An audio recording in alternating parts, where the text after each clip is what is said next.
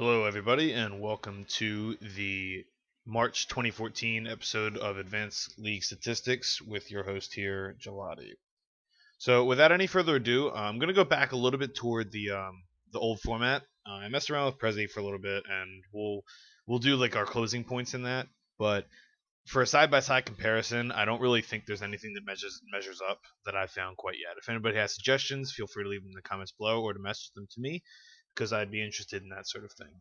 So, we saw last month. You'll see on your left is January and February for 2014, and on your right is March 2014. So I put January and February together because it was the end of January that the new season really started kicking in. So we bunched those two together. So that was like a month and a half worth of games.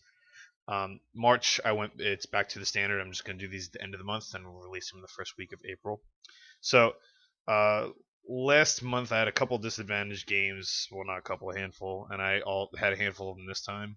I went 4-5 in these games. I had a much better record than last month, but that doesn't matter because we're not going to be including these in the statistics that we see. As usual, you guys can find all these stats compiled and put into a document on the blog. My blog is GelatiLOL.blogspot.com. Feel free to check that out if you want to see the data, if I'm going too fast for you. So we're gonna jump right into it here. I don't want to waste any more time doing this other stuff. So my highest placement last month was 54 LP in Plat 3. For comparison to this month, I got up to 35 LP in Plat 2. I've actually since gotten higher than that, but that was after the month ended. So my lowest placement this month was 75 LP in Plat 4. So I pretty much hovered in Plat 3 for the majority of this month, except toward the end I jumped up into Plat 2. I only spent like 4 games, I think, in Plat 4 before I was re-promoted again. So I had one game above 500 this month. I played 65 games altogether, and I went 33 and 32, as opposed to the 70 games I played in the month and a half previous. Pretty much the same. My KDA went down slightly overall. Now this is KDA for all champions and all roles. So my KDA went from 3.1 last month, as you can see here, down to a 2.9 this month. So overall, that's not that good of a KDA. It's not bad, but it's not very good either. So let's look into the details of how it kind of shook down that way. I'm getting more kills. I'm getting half a kill more on average per game. I'm also dying 0.6 times more per game, and you know I'm getting more assists per game also. But all this ends up, since there's more deaths and not quite enough more kills and assists, it ends up dropping it down a little bit. So slight differences, not a big deal. Team KDA is just kind of something I track to see if I notice trends. 5 more assists per actually, yeah, 5 more assists per game is kind of interesting. It was a kind of something I highlighted just to make mention of it. Winning streaks and losing streaks, not that much different. Largest LP gain and largest LP lost in a single game. So the most I've gotten for wins is 22, and the most or the least or the most I've gotten for a loss is minus 19. So this is different than last month in that I was winning. I won 25 a couple times last month and lost 20 a couple times last month. So I think it's kind of my matchmaking rating kind of leveling out with my league rating, and as I move up into Plat 1, it's probably going to end up doing even more of that. What do they call it? Like plateauing or jamming, whatever they call it. So for some reason, I hadn't been tracking average CS across like the different roles and such, and I'm just going to move that up to this because it fits with the other statistics here. So in non-support games, I was averaging 192.1 CS per game, which is significantly higher than last month. It's not on last month's sheet, but it is higher because I actually went back and checked the spreadsheet. I'm still getting out farmed.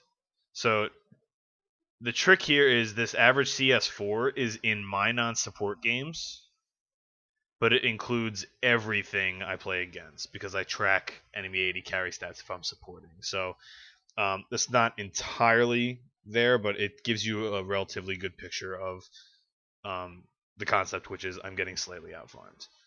Peaks, kills, and assists, pretty much the same. I didn't have that crazy 33 assist game. Highest single game CS doesn't really matter. It's just kind of something I keep track of. Now on to the bread and butter the combat grades. So last month I made it a point to be roaming around a lot more, and my lane effectiveness suffered a little bit. It's actually gotten worse, but we're gonna come back to this and touch on this a little bit later. There's a number of things that have improved, so we're gonna come back to that. Outside lane influence outside lane influence 4 rather. I'm getting less jungle help this month. That's a good thing if my other numbers stay the same. So if I can do the same things without as much jungle help, that's a definite plus. So that's why that's highlighted in green. Typically, green is stuff that's better from last month. Sometimes I highlight green just for things that should be better, even if they're not. I let you know. But generally speaking, green is an improvement from last month. Red is a non-improvement from last month, or something that got worse. Average lane influence against slightly less jungle pressure than last month. You can see the 0.537 to the 0.42. So slightly less just jungle action in my lane. That being said, compared to last season, these numbers are all relatively high. So the mid lane's getting a lot of attention right now. Maybe not as much as it was last month, but I'm still getting plenty of attention this month. And how I can handle that is a big part of whether my rating is going to improve or not. So I feel like I've been handling it relatively well. Roaming effectiveness. Now, I put it in red this month because it was a decrease. I went from 0.415 over here, positive 0.415, down to positive 0.34. So slight decrease. That being said, significantly higher than my roaming effectiveness average for all of last season. I was kind of a stay-at-home mid laner. I cared more about pushing the tower down, but I realized with tower changes and with the champions that are being played now, it's kind of forcing me out of my box, and I think it's a good thing because it's making me develop more and become a more well-rounded player. So, don't be fooled. I put this in red, but it's not necessarily a bad thing. Contribution grades. If you watched OGN at all, you know about contribution per kill. This is kind of my take on it. It's slightly different. I do my kills and assists divided by team kills and assists, and my deaths divided by team deaths. So it's slightly different than kill contribution for OGM, which is just for specifically kills or like for LCS. So I had a slightly higher positive contribution average. Now, slightly higher in this category. This category actually stays pretty steady. So this is actually a bigger increase than it looks like from last month. I went from 19.22 to 19.38. So that's actually a bigger increase than it looks like. So the same with negative contribution. That's a big drop off compared to last month. So this percentage actually doesn't move very much. You'd be surprised at how remarkably consistent this is, especially once you get like into gold and platinum, like gold and platinum level players. This tends to be a pretty consistent level number because you perform a lot more consistently game to game, and you'll notice that you actually are pretty close to about a fifth of your team. So this created a net contribution average of positive 1.23, which is one of the highest I've had in a long time, maybe ever. I actually got to go back and check. I had 39 positive games and 25 negative games, and one game even at 0 for the contribution ratings. That is a huge differential for me. Usually it's like a handful of games in either direction, like negative or positive. This is a significant this is 14 game difference. So I'm doing something right. Let's dive a little deeper into it and see if it's actually something that's pertinent or not. So we see the record in positive contribution games. I actually had a losing record, and I have a winning record in negative contribution games, which is an observation that's actually coming up a remarkably large amount of the time, and I think a lot of it has to do with the fact that the negative games that I win are oftentimes when I'm playing a support like Leona or Zyra, someone that's going to die a lot, but actually does accomplish a lot for the team. So this can skew that number just a little bit. I do think it's an interesting observation, though, that when you have a larger negative contribution, that doesn't always turn into necessarily a negative effect on the game. It's just the way the numbers work out. So it's kind of an interesting thing. And I did win that one even game. Slide down to damage statistics. So you saw last month I did 19.86%. This month, now that's average of damage. That's average percentage of damage done to champions, and that's across all roles. So in any given game, I was doing 19.86% of the damage on average to the enemy team. This month, I was doing 20.375, which is a pretty big improvement, like half a point. If you take the support games out of that, it was almost exactly the same as last month. So I'm steadily performing there, and those are moderate damage numbers. They're not super high. Um, if I broke this down more by role, which you'll see later, I actually do way more damage than most supports do, just because I play a lot of Zyra, and she does a lot of damage. There have been many games where I end the game with the most damage on my team on her. So these numbers are, if anything, tell me my mid lane damage needs to go up a little bit higher. So we'll see. We'll talk about that more later because I want to talk about balance of play. For now, let's go into the gold statistics. Average gold 4 was slightly higher, but pretty much the same. What I want to make a note of is look at the actual gold totals on average for the game. It's about 1,000 more. And the reason that is because games are going longer, which is another stat we're going to get to later.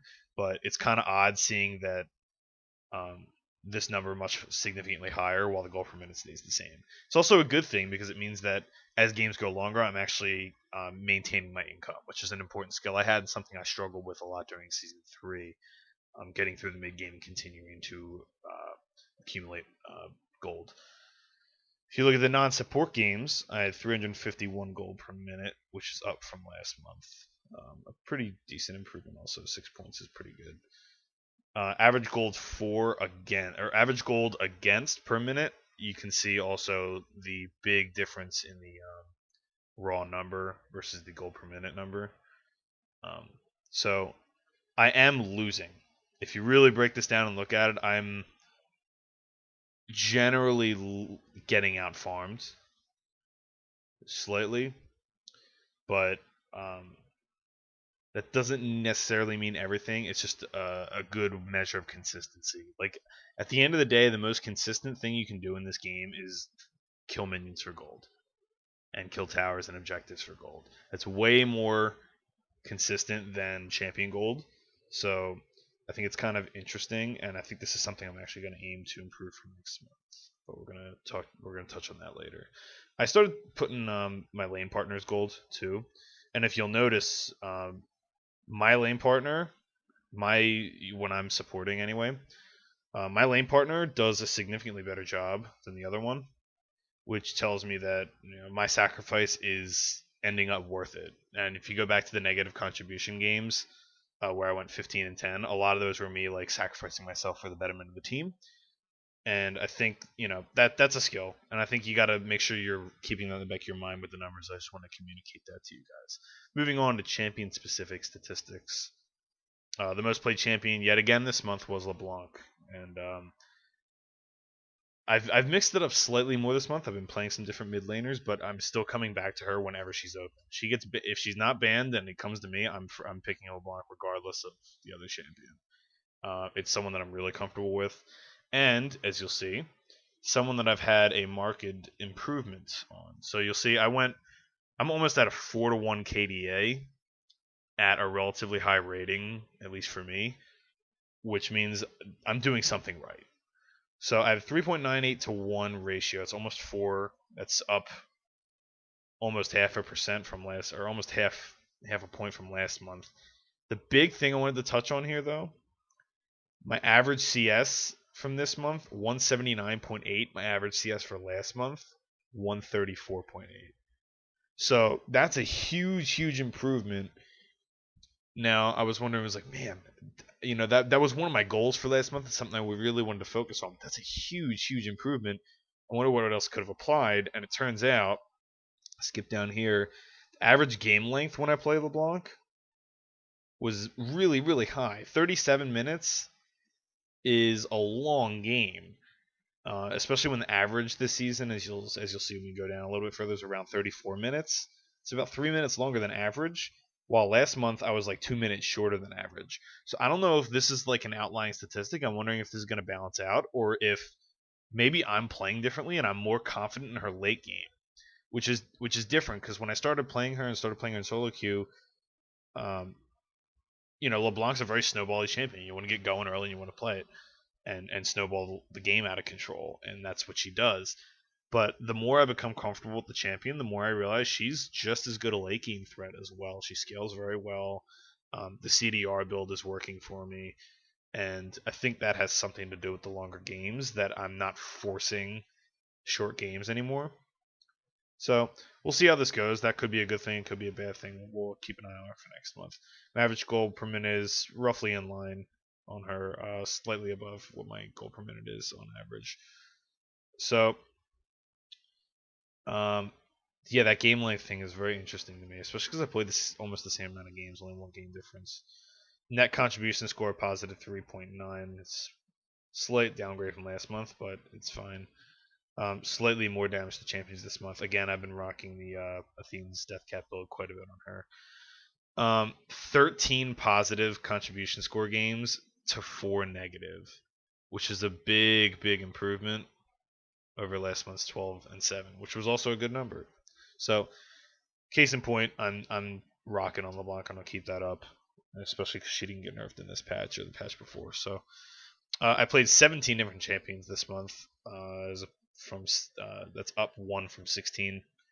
It's kind of pushing it for me, but I think that's about where I want to be. I added a couple different new ones this month. I started playing Nidalee, and I played a couple odd support games, Tarek and Sona a couple times to mix it up. I did duo queue this month.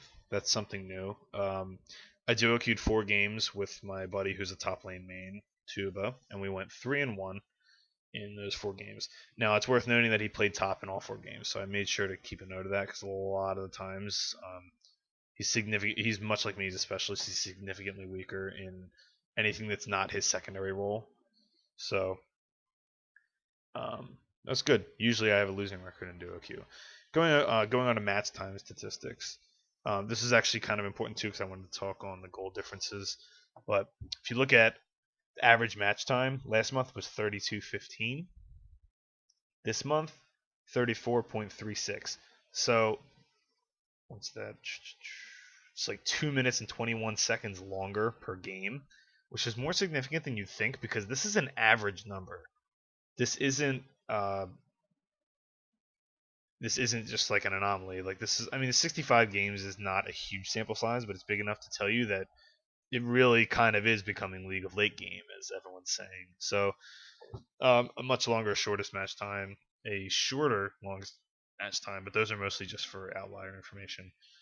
The way the matches were distributed, you can kind of see where the average match time deviation happens. So you see, last month I had 8 games from 20 to 25 minutes. I had 2 this month.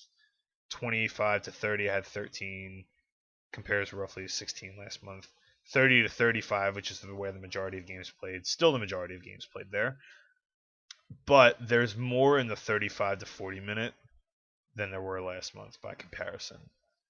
So you'll see I'm doing really good in these mid-range games and not so good in the longest games and the ones that go slightly past the mid game. So it's kind of a noticeable. It's like just power spikes. I think a lot of that is like the champions I play, and maybe team comps has a lot to do with that. Pick order statistics again. This is something that I haven't really found too many trends with, but in like generally like over the course of my career, I do well when I last pick. I have a lot more last pick games this month, and a lot more first pick games. Like if you look at this, I played 14, 12, 14, 11, 14. So that's pretty even across the board. Whereas typically I have a majority, just like similar to last month, of third pick and second pick games. I think this has a lot to do with my MMR, like kind of leveling out, which means I'm pretty much always playing against or with people that I should be playing with. I'm in the right spot. That's a good thing.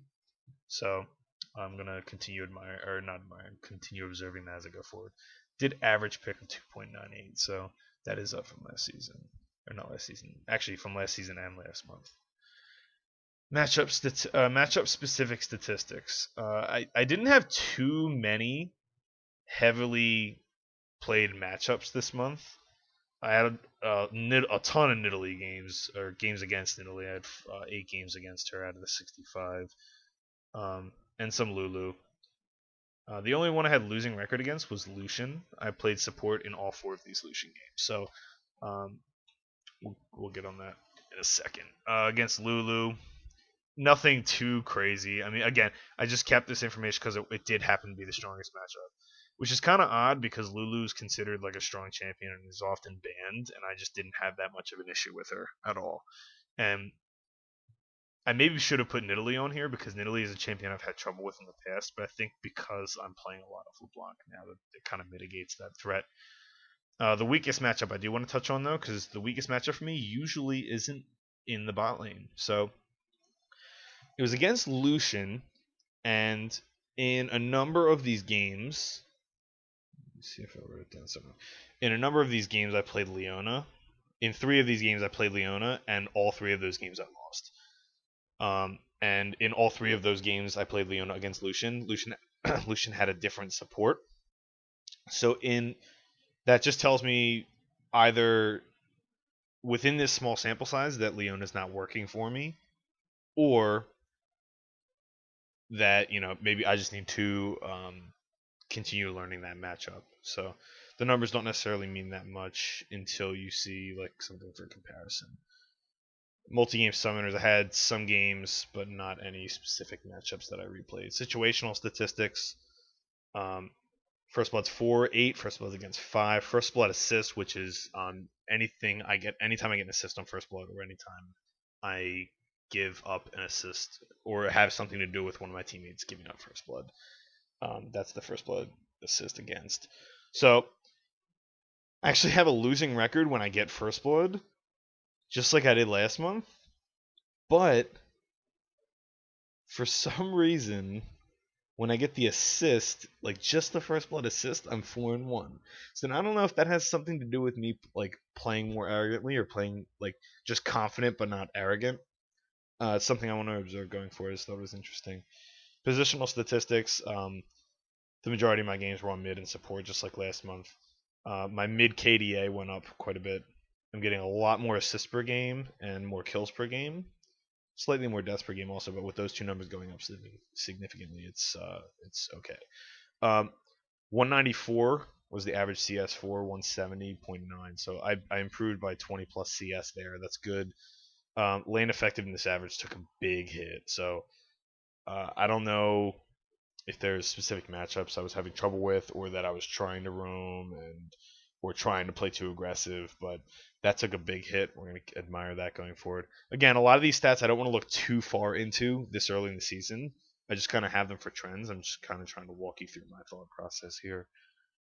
Again, we talked earlier about the outside lane influence stats going down in both categories for the month. Roaming grade also going slightly down, but it's still a very good number. Contribution grade went up. First Blood's 4 in assists. A lot of them in mid. Not a lot against. That's good. That's a good habit to have. My support numbers struggled quite a bit this month. 2.64 to 1 was a bad KDA last month, and I did even worse this month. So I have way more kills, 2.94 per game versus 1.6 per game. But I'm dying half a death more per game almost, and I'm providing like 3.5 less assists per game. So that's something I need to be careful of. I think I'm playing a little bit too aggressive in the bot lane. I need to make sure I keep things under control. I played a handful of top games, like way more than I usually do this month. Didn't do too well. These numbers don't really tell a lot. It's only a 6-game sample, but I don't feel I did well in any of these games. Maybe one. And it just kind of like tells me that I need to pick up a top laner to be functional with in solo queue. This is like something that I've had to do for a long time. But if I notice the trend, then I'm going to start getting pushed into it a little bit more. It's something that I might need to pick up. Jungle, same kind of story there. Environmental statistics. First game in session, I did a good job of starting strong last month. I did not as much this month, and that was really the only stat of note um, in these for the time being. Everything else is actually relatively normal. Same with day of the week. I thought it was kind of odd that I've only played one Thursday game. It's just really strange. A lot more Sunday games than I played last month too. So again, nothing too crazy there except for the lack of Thursday games, which is odd. Music. Just wanted to point. I built myself a new playlist with just like high tempo, like high energy kind of stuff, and I've been winning with that. So we're gonna keep that going and see if there's a correlation or not. There definitely was a correlation in the music when I tallied everything for the entirety of last season, and there definitely was. So maybe it puts me in the right frame of mind. I don't know, but we'll go back and touch on that some more. So the general overview for March this month was that I need to keep playing LeBlanc. If you notice, I had 7 out of 8 First Bloods on LeBlanc, 45 more CS per game than last month. Granted, the games were longer, but still an improvement.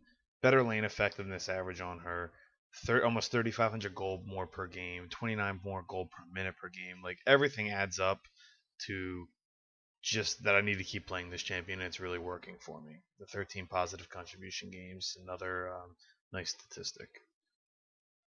I need to improve my support performances. I need to go back and study the poor support performances I have. I'm getting more kills per game, but a lot more deaths per game, and more importantly, a lot fewer assists per game. And I need to stop being bloodthirsty, as Gigi Do would say, and I need to show some more discipline and concern myself with vision, not kills. Aggression has been really good for me, and first blood or assist on first blood has happened in 20% of the games I've had 4 wins and 1 loss when getting first blood assist. So not even if I'm not getting the first blood, maybe it's just the confidence it gives me. There have been twice I've had twice as many first bloods and assists than first bloods and assists against, and I've had a winning record in first blood games. So my goals from last month were to improve my farming numbers, which I did by a pretty good amount, to sustain excellent map pressure and roaming grades. Now, while my map pressure and roaming grades went down slightly, it was a sacrifice to improve the farming numbers, so I actually didn't drop off that much, and it's a good balance what I have right now. And to continue improving my contribution score, which I did with flying colors. So I achieved 3 out of 3 goals for the second time since I started doing the goals segment back in November. Goals for next month are going to be to improve my overall support performance. Less kills, more assists, less deaths, and just better discipline. I need to find a top champion and make it my own. Something that I can play as a comfort pick into whatever matchup, just so I don't have to invest too much time in it, as it's like my 4th role really, and something that I can just be comfortable on and do the best I can with. And I want to sustain an excellent balance of income and map pressure, just as I did this month. I want to keep it right about this level or improve it. I don't want to get any worse. So I want to thank you guys for watching. Feel free to leave any questions and comments below, or you can tweet at me on Twitter any comments. So you guys can also find me on YouTube in the channel you're watching this at, Twitter at GelatiLOL, on my blog where I'll post all the raw data for these statistics so you can see it for yourself. If I went too fast, the blog is GelatiLOL.blogspot.com. I also do predictions for the competitive leagues, and I'll do write-ups on patch notes and replay analysis and some other things too. And you can also find me on my stream, twitch.tv/GelatiLOL. Thank you guys for watching, and have a good day.